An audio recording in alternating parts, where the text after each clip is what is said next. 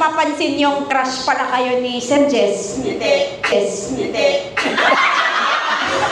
Wait lang.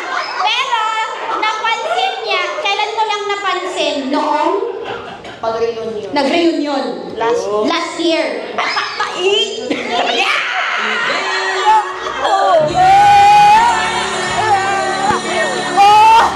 Wait lang! Paano nangyari? Ano bang ginawa nito si Sir Jess dati?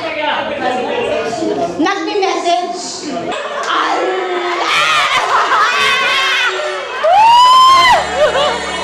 Oh my God! Ano ba yung mini-message sa'yo sa Facebook ni Sir Jess? Ano ba pinagsasasabi niya doon?